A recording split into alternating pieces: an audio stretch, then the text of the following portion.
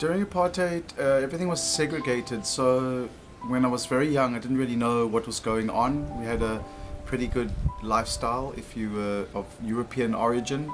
It was pretty much like probably growing up in England or another first world country.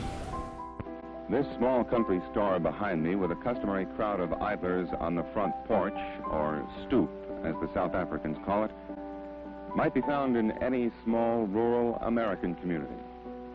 But the dirt road that runs parallel to this small country store marks the beginning of a vocation in the town of Nelspruit, the African location where natives are forced to live. Most of the labor was done by people of color, that's for sure, and then also prisoners. There were people of all color that did labor, but most definitely, predominantly, people of color were laborers.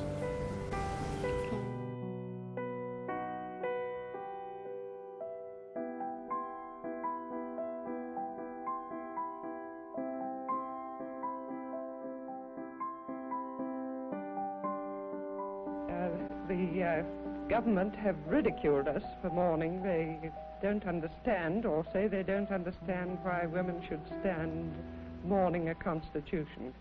They think we would be much better staying at home and looking after our children. We feel very much that this is looking after our children. In this connection, it's been said that the South African woman, the white woman, occupies a privileged position in the world because of the abundance of servants and cheap labor here. We feel that democracy cannot work unless every individual knows what her obligations are in a democracy. But I think you're putting the standard of morals very low if you reckon that we are going to go on supporting apartheid just in order to keep our servants.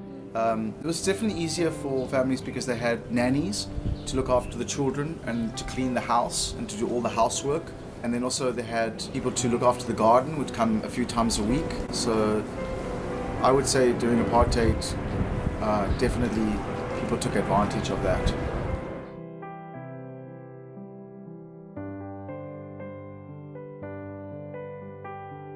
There was definitely, on a personal level, I did have interaction at a later age. When I was growing up, we used to have a guy who worked in our garden. He was Zulu, and he taught me how to make a catapult, which he used to hunt. He used to catch bats in the morning. Took back and you know, it was actually part of his livelihood. He would live on bat meat. I found it very interesting, I found it fascinating, and I found him very gentle. And so I had a very good relationship from a young age with people of color, particularly in that area that we lived in. There were Zulus. And then later, when I became a teenager, we had not far from our home, there was a ghetto where people were actually what they called an illegal settlement, and they lived in those areas, and I had quite a lot of interaction with them, but we obviously lived separately.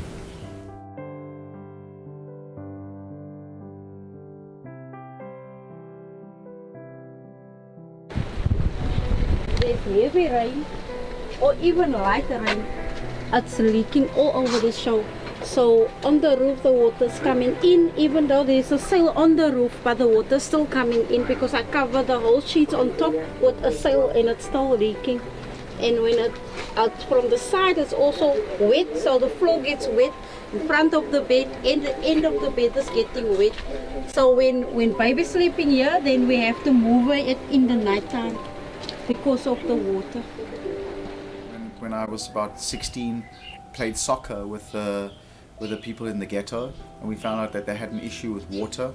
So we decided to take water from surrounding gardens, people that had homes in that area, and we asked them to give us water so that those people could get water for their families.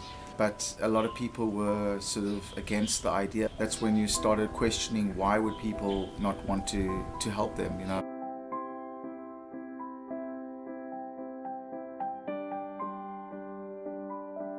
When I was at a bar in a place called Sea Point, when we came out, there was a person of color pushing a trolley, like a shopping trolley, and he had all these things that he had collected from trash cans. He was clearly a bit of a hobo, he was a bit of a homeless guy, and he was just He was harmless and he was just pushing along the road. Suddenly the police jumped out of a car and they started hitting him with a baton and told him to get into the back of the police van. And so we were all like standing outside the bar and just chatting, and we saw this happen. Why is the policeman doing that? And so we went over and we questioned the policeman, and he said if we continue to question, we'll be in trouble ourselves. He was on the radio, and a couple of my friends dared each other to open the back of the police van and let him out. We ended up opening it and letting him out, and the policeman caught all of us, threw us all in the back of the police van and sent us to the police station. Then the policeman let us out after about an hour with warnings, and we asked him, well, what about the guy? He wasn't doing anything. And he said, no, you don't need to question more, you just go, otherwise I'm going to put you all in prison for a month. And see, I like it clean and neat because I'm a person, I'm a human being. I even have a nice garden here, which I made with my own hands, so that the children how to respect the trees. And this is my guitar I also made. See, this is my guitar.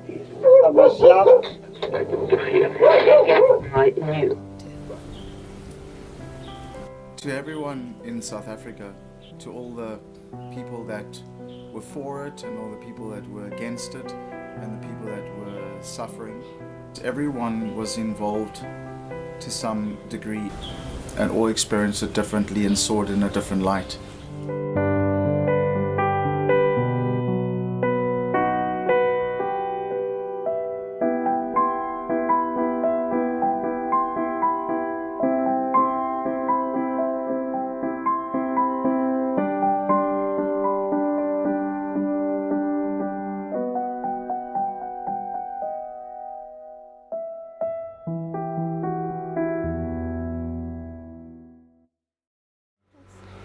I feel like so calm and I can talk.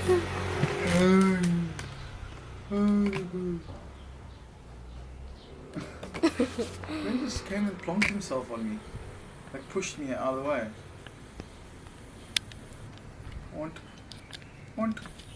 Auntie. Donkey. Oh. Love you.